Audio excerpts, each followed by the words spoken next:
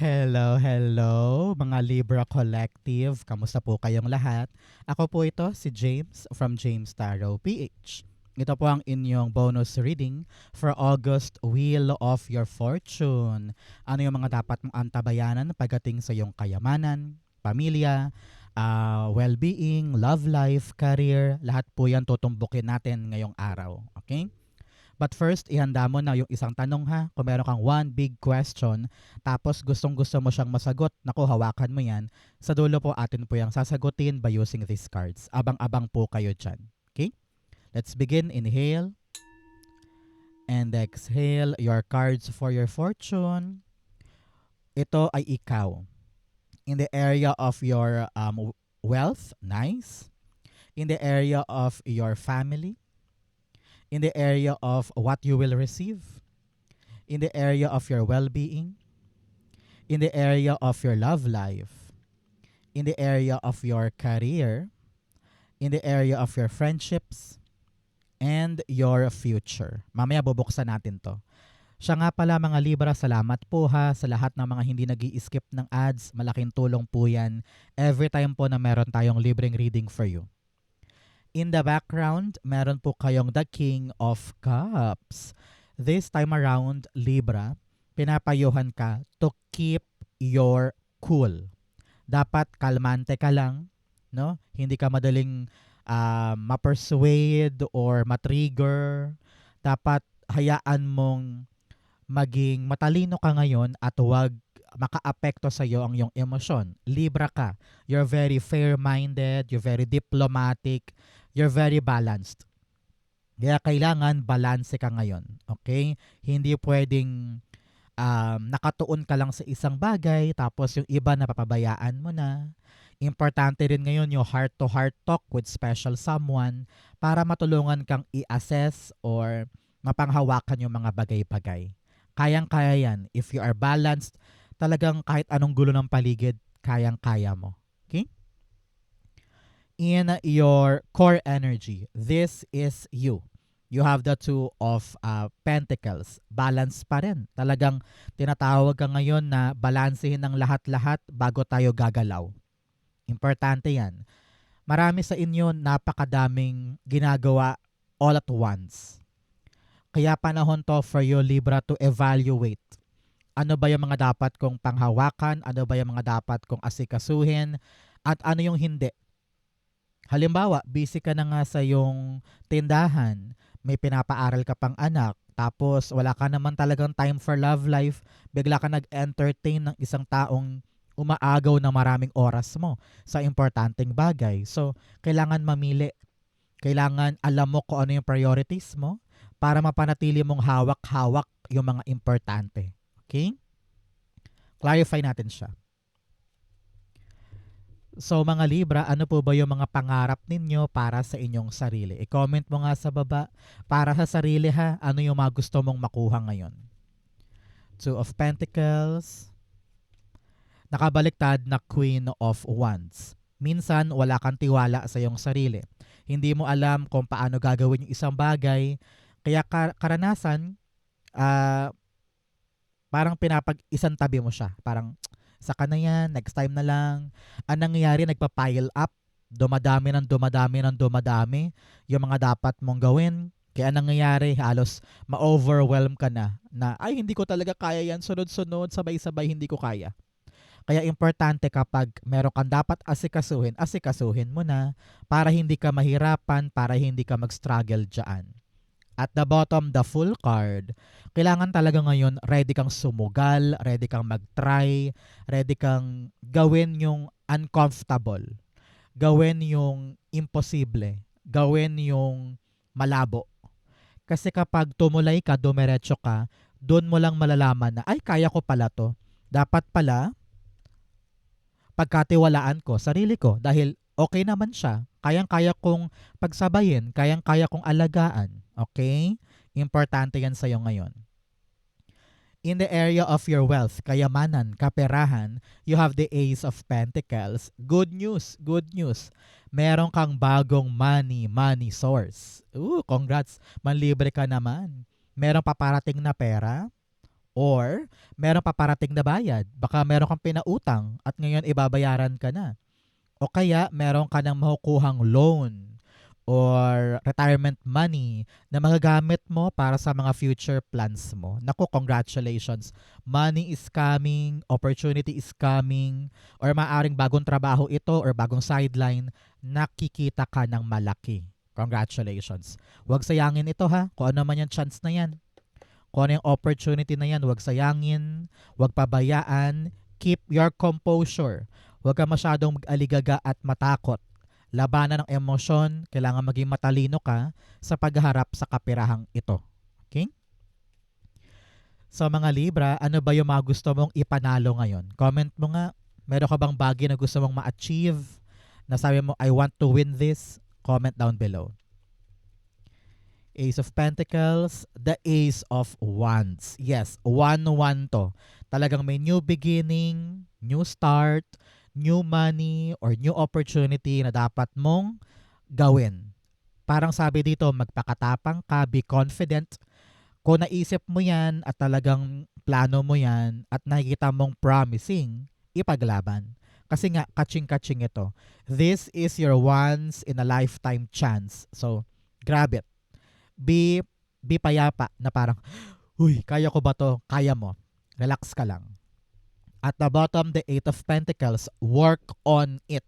Sabi dito, marami kang skills, ability, yakang-yaka. Kung ano man tong darating na to, kayang-kaya mo siyang panghawakan, kaya relax ka lang, stay focused, you can do this.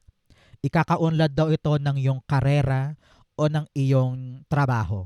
Kaya maganda to. Be happy, be optimistic, and be excited for something new. Okay? In the area of your family, meron po kayong the star card. Kung meron po nagkasakit sa pamilya, kung merong hindi magandang nangyari sa pamilya, ngayon makakabawi na kayo. Very hopeful na ulit. Makakaangat na, no? Kung ano man yung struggle noon, asahan daw po na ito yung pagsisimula ng pagbuti ng buhay or pag-level up. So, do not be afraid. Huwag ka nang malungkot, huwag ka nang mangamba. Paakyat na yung estado ng pamilya at bumubuti na yung lagay ng lahat. Congratulations. Ramdam ko rin dyan na parang merong family member na matutupad yung kanyang dinasal. Halimbawa, si Bunso, pinangarap niyang makatanggap ng scholarship, or yung kapatid mo, dinasal niya na makapag-abroad, or ikaw, you have prayed and wished na sana makabili kami ng bahay. Nako, there will be a star coming in sa buhay ninyo at super saya ng pamilya. Star card, meron kang the Four of Wands. Yes, pambahay talaga to, pampamilya. Whether reaching that milestone, merong ikakasal, merong mananalo sa isang contest, merong papaldo pagdating sa isang negosyo. Wow, favorite ka talaga ni universe ngayon dahil iyo yung wish mo at maabot mo siya. Congrats! Ito ay time to celebrate, kaya mag-celebrate ka na ngayon pa lang. At the bottom, Ace of Pentacles, talagang merong bagong aanihin na fortune para sa pamilya na labis-labis niyong ikakasaya. Congrats ha, manlibre ka naman. At magdasal, magsimba para pasalamatan ng Diyos sa mga matatamasa mo ngayon. Okay? In the area of what you will receive, clarity with the Queen of Swords. Ngayon, liliwanag na yung direksyon dahil merong celebration sa pamilya, bumubuti na yung lagay ng lahat, yung milestone, kitang-kita, maliwanag, abot kamay. Kaya ngayon, ikaw, alam mo na kung ano yung papatunguhan mo. Alam mo na kung ano yung next mong gagawin. Hindi ka na malilito, hindi ka na paiba-iba, hindi ka na rattled, hindi ka na confused. At kapag maliwanag na sa iyo kung ano yung dapat mong gawin, this month, you will make a big decision to charge forward or to advance yung buhay mo. Halimbawa, nakapag-decide ka na okay, balak ko ng mag-abroad kasi nga okay na yung family ko. I mean, kayang-kaya ko na silang supportahan. Na-approve halimbawa yung visa mo, na nakapasa ka halimbawa sa training. Kaya dahil luminaw yon, makakalarga ka na. Halimbawa, natupad yung dream mo na makapag-loan. Sobrang saya ng pamilya, mababayaran na yung utang sa lupa. Or makapagsimula na kayo ng bagong negosyo. Dahil maliwanag yung nangyari, ikaw naman makakalarga ka na. At makakakilos ka na ng malaya, sigurado. no? Yan ang darating po sa inyo this month. Queen of Swords, meron kang The High Priestess. Yes, ngayon mas may tiwala ka sa iyong sarili. Alam mo na, ramdam mo na kung anong gagawin ko, pupuntahan ko, sure na ako. At wala nang makakapigil pa sa'yo. And you are telling yourself, kaya ko yun. Bahala na si Batman. Susugurin ko, pupuntahan ko, kaya ko yun. At the bottom, the Nine of Cups. Alam mo na, Libra, kapag lumalabas to sa ating reading, time na for you to make a wish. So ngayon, pumikit ka na dyan, mag-wish ka na, this is for you. Talagang maabot mo yung ginusto mo, dinasal mo, yung fulfilling life. Kapag malinaw sa isip, kayang-kayang gawin, kaya magtiwala sa proseso, iyo yan. Katigan mo ang iyong intuition. You will know what to do. Pakinggan mo ang iyong sarili. Okay? In the area of your well-being, meron kang the Hermit card. Sabi dito, Libra, parang lumayo-layo ka muna sa crowds. Parang panahon to for you to self-isolate muna. Either because hindi ka makapag-isip ng tama kapag maraming tao, or parang sobrang chaotic, ang sakit sa ulo, nagkakaroon ka ng anxiety, stress. So have more time for yourself. Bakasyon, labas-labas on your own, o kahit sa bahay lang kung ayaw mo gumastos, have some me time. Me time, M-E, me time. Ako naman, ganyan. Importante yon na vina-value mo yung sarili mo, hinahanap mo yung magpapaligaya sa'yo, at wala kang takot na gawin yon. Kumbaga, hindi ka na mag-iisip kung papayagan ba ako ng iba or pupunahin ba ako ng iba. Kiber na. Wala ka nang pakialam sa kanila. And you will just do what you feel is good for yourself. Okay? Sabi dito, go for a long walks, meditate, no? Yung mga tahimik na oras, importante yan sa'yo para makalayo ka sa ingay ng paligid, no? Nang sa ganun, meron kang tranquility, serenity, and quietness. Kailangan mo yan. Okay? Clarify natin.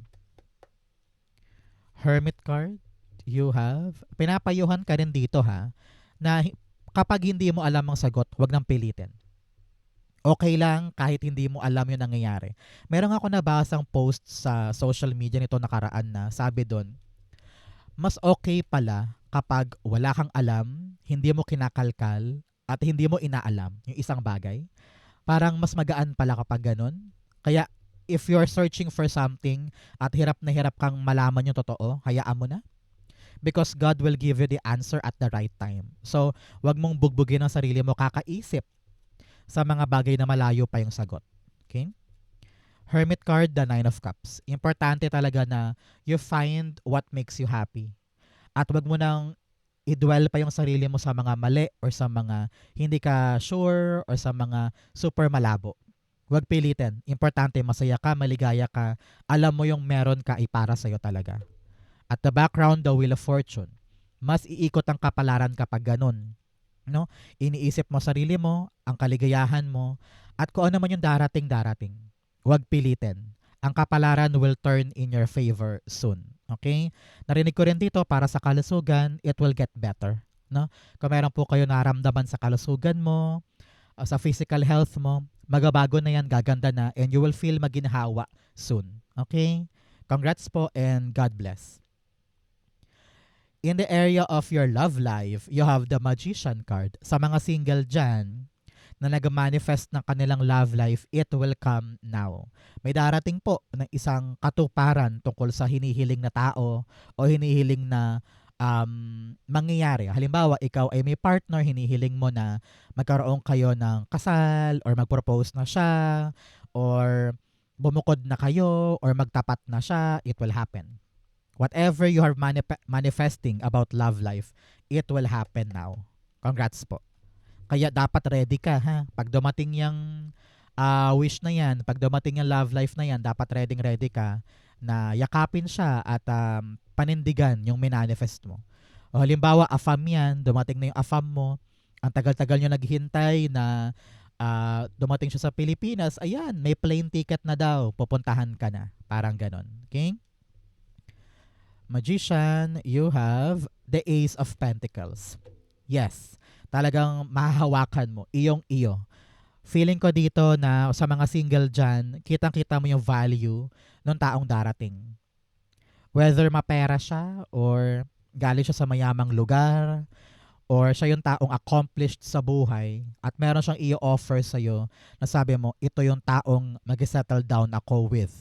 Meron siyang plano, meron siyang i-offer sa'yo na alam mong mahirap tanggihan at hindi ka problemado pagdating sa pera with that person. Parang ganon. At the bottom, the Three of Cups, celebration. Your friends, your family will celebrate with you dahil talagang dumating na yung love life na nais mo. Narinig ko rin parang proposal, ganyan. Or ready na kayong bumukod dahil meron na kayong panggastos o pambili ng sariling bahay or pambukod, no? You're manifested for this, it will come, kaya wag sayangin, wag itapon, at wag kang pabaya, okay? Be appreciative. At one step at a time, wag ka masyadong ma-overwhelm, i-enjoy mo yung mangyayari. Okay? In the area of your career, meron kang Page of Pentacles. Sabi dito, sa mga naghahangad ng bagong karera, may darating. Okay? You have a new career, maaring may tatawag sa iyo na parang, uy Libra, meron tayong sideline na bago, tara. Ikaw naman, sige, aaralin ko yan, try natin. O kaya meron kang nakikita na bagong uri ng promising na negosyo na parang, uy, bala kong itry ang negosyo na yan, parang kayang-kaya ko yan. So pag-aralan ngayon ha, hindi pwedeng sasabak ka na lang ng wala kang alam sa bagay na yun. Kailangan aralin, buting tingin, mag-research, mag-workshop ka, mag-training ka para kapag ginawa mo na, lalago. For others, sa ibang mga Libra naman dyan, sinasabi dito na kapag gusto mo, ipaglaban mo. Halimbawa, pangarap mo mag-audition bilang singer, gawan mo ng paraan, no? Kapag gusto mo, may paraan. Pag ayaw, marami kang excuses. Okay? So, eyes on the prize tayo, iyong-iyo yan. Okay? Kung meron ka ring inaay na parang aumento sa sahod, naramdaman ko dito yung paggalaw sa iyong sahod. Okay? Page of Pentacles. The Three of Pentacles. Yes, sabi dito ng yung spirit guides, meron kang makakatulong sa bagay na ito. Sa career mo ha, kung meron kang, halimbawa, inaaya mo tong trabaho sa barko, cruise ship, gusto mo mag-waiter. So maghahanap ka ng mga taong makakatulong sa'yo para tulungan ka na makahanap ng trabaho sa cruise ship at talaga makapag-apply, maihanda yung mga tamang documents, yung mga tamang certificate para matumbok mo ito. So be cooperative ha. Hindi mo yan kaya mag-isa. Kung ano man yung career path na to na inaay mo, you need other people's help para maging matagumpay yan. Okay? At the bottom, the Lover's card. Yes, passionate ka dapat dito. Sinasabi rin dyan kung may asawa ka na, may partner ka na, dapat tulungan kayo sa goal na ito ha. Hindi pwedeng halimbawa, balak mo maging waiter abroad, sa cruise ship, ayaw ng partner. Paano mangyayari yan kung merong sumasalungat, di ba? So, kailangan tag team kayo dyan, magkatuwang kayo para makuha nyo to at maabot nyo yan. For others na wala namang love life dyan, sabi dito, commit yourself to this promising thing. Kasi meron namang gagabay sa'yo para maging successful ka dyan. So, wag kang matakot, wag kang malungkot, kayang-kaya yan. Basta sigurado ka, committed ka, pinapanindigan mo to, iyong-iyo yan. Okay? In the area of your friendships, meron kang the Four of Cups. Feeling mo you're so abandoned. Parang, namimiss mo yung mga dati mong friends na, ay, ganun kami dati, super close kami dati, super engaged kami sa isa't isa, sa buhay ng isa't isa. Pero ngayon parang kahit isang tawag wala, parang wala ng kamustahan, yung iba nasa ibang lugar na, nasa ibang bansa na, may iba-ibang trabaho na. Kaya parang feeling mo, I miss those kind of friendships. Pero syempre, life happens, di ba? Wala ka namang kasalanan, ganon din siguro sila. Talagang nangyayari yan sa buhay. You outgrow each other, no? Kaya wag ka nang malungkot, ganon talaga. May mga tao talaga na dumadaan lang sa buhay natin and they don't last in our life.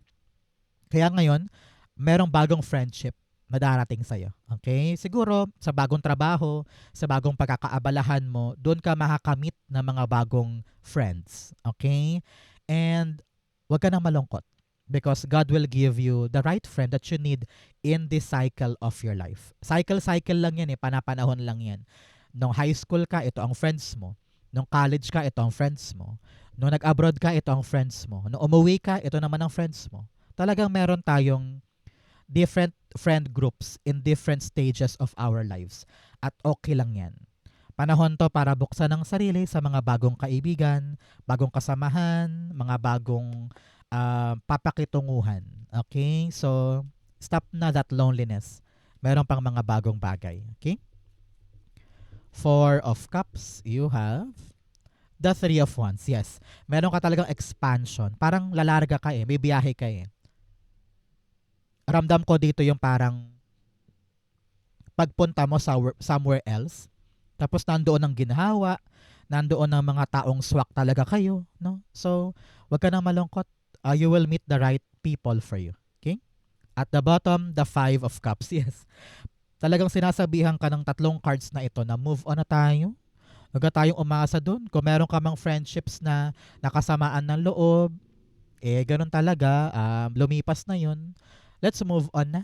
Marami pa man din dyang ibang mga taong pwedeng kaibiganin na hindi katulad noon or masigit pa noon. Okay? You have new friendships out there. Doon ka mag-focus. Okay?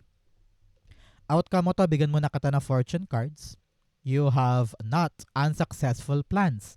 Meron ka pa rin daw mga unsuccessful plans sa buhay. Okay lang yan. Sabi ko nga kanina, wag mong pilitin. Kailangan meron ka lang malinaw na vision sa future. And then, yung mga tanong, masasagot yan at the right time. Kaya kung meron mang mga hindi pa gumagana, okay lang yan. It will come at the right time. Okay? You also have career. Meron daw pong pag-abante or may mangyayari pagdating sa karera mo. Kaya be excited. You also have arrow. You are on the right path. Sabi dito, meron kang tamang direksyon ngayon. Kaya huwag kang matakot, huwag kang mangamba, huwag kang ma-stress. Dumadaan kang daw ngayon sa tamang direksyon. Kaya okay ka, safe ka, nakatadhana yan. Another message of teardrops, great personal sorrow. Marami kang kalungkutan tungkol sa mga friendship na nalusaw, sa mga iiwanan na dapat iwanan. Pero panahon talaga to para maging mas matalino ka. Kalimutan mo muna ngayon yung emosyon mo. Okay? Control your emotion. Kasi kapag masyado kang emotional, nahihirapan kang umabante, nahihirapan kang harapin yung dapat harapin. Kaya ngayong buwan na to, utak muna para talagang pumasok yung fortune. In your near future, you have the end card. Yes, something will end and something will begin. New money. New friendship. New job. No? New milestone, no? Meron kang bagong pupuntahan na talaga magpapa-fulfill sa'yo. New vision of the future na gusto mong i-create. Talagang yung lumang buhay mo, mag-i-end na. At papasok ka na sa new cycle. Kaya sabayan mo. Ano ibig sabihin nun? Kapag nagbago, halimbawa, nagbago yung trabaho, ibang oras na, sasabay ka sa oras na yun. Babaguhin mo yung routine mo, babaguhin mo yung tulog mo. O kaya, kung nagbago na ng lifestyle, nasa abroad ka na, kailangan mo sumabay sa winter, sa kanilang panahon, sa kanilang batas, you will adhere to that changes. No? Kung ano yung kailangan magbago, sasabayan mo. Nang sa ganon, magkaroon talaga ng epektibong pagbabago para sa'yo. Kaya wag matakot, wag mataranta. Hayaan mong matapos yung dapat matapos at hayaan mong magsimula yung dapat magsimula. Ito na yung panahon ng ending and new beginning. Congrats po. Your cards, the Tower card. Yes, End card and Tower card. Great changes ito in your near future. Magbabago yung lugar, yung galawan, yung level ng buhay mo. So, ma-excite ka dahil meron kang pagbabagong hindi mo kayang puwersahin, hindi mo kayang pigilan. It will come naturally. At ang kailangan mo lang gawin, tanggapin. And be hopeful that these changes will be better for me. At the bottom, the Seven of Swords. Hindi mo kailangang umasa sa mga taong napatunayan mo na hindi maaasahan. Okay? Example, this month na-realize mo, ay, yung katrabaho kong yan, hindi pala magaling magtrabaho. Ayoko na siyang asahan. So, nagbago. Nagbago yung galaw mo. O halimbawa, yung family ko pala ay may ibang plano. So, ako naman, gagawin ko yung akin. So, parang panahon to para pagkatiwalaan mo yung mga judgments mo. Kung ano yung mga pagbabago, mag-strategize ka ng bago. No? Kailangan gumugulong ka. Ready kang mag-adjust, ready kang maging flexible para umayon yung gagawin mo sa tadhana. Okay? Importante na active ka ngayon. So, Libra, let's go na sa yung isang tanong, isang sagot. Pumikit ka na ngayon. Isipin mo yung one big question mo. Inhale and exhale the answer to your question. You have the Four of Pentacles, the Empress card, and then the Seven of Wands. At the bottom, the Ace of Wands. Yes, exciting opportunity yan. Ramdam ko dito yung parang gaganahan ka, may excite ka. Maganda to. It could lead you to your new life. Kaya naman, be confident, okay? Hindi pwedeng takot ka dyan. Ang ganda-ganda ng idea, ang ganda-ganda ng opportunity. Tapos, ikaw wala kang tiwala sa iyong sarili, baka mapunta yan sa iba. So, be brave, be confident. Buksan ang sarili. You're on the path to stability, financial freedom, financial security dahil sa bagay na ito. Kaya, buksan mo sarili mo dyan. Huwag ka nang mahiya, huwag ka nang matakot. I-create mo to. Dahil kaya mo siyang palakihin, palaguin, alagaan, at magkaroon ng positibong outcome para sa'yo. And defend this. Ipaglaban, no? Matuto kang tumayo sa sarili mong paa, patunayan mo sa kanila na maganda to, akin to, successful ang outcome. Okay, fight. Kaya mo yan. Huwag kang ma-intimidate or masindak sa mga tao sa paligid because you can win this. You can create this at kapag pinanganak mo yung bagay na yan, it will lead you to your stability. Maganda to. Ipaglaban mo. Okay? If you're waiting for a yes or no, the answer is big yes. Kayang-kaya, magagawa. Congrats. Okay? Next level ka na after this. So, mga Libra, yan po yung isang tanong, isang sagot. Ganon din po ang inyong August Wheel of Your Fortune. So, mainyo ang swerte ngayon. Kung saan po kayo nakaresonate, comment down below. Babasahin ko po yan. Thank you mga mahal ko Libra for watching hanggang dulo. I love you. This has been James for James Tarot PH. God bless everybody.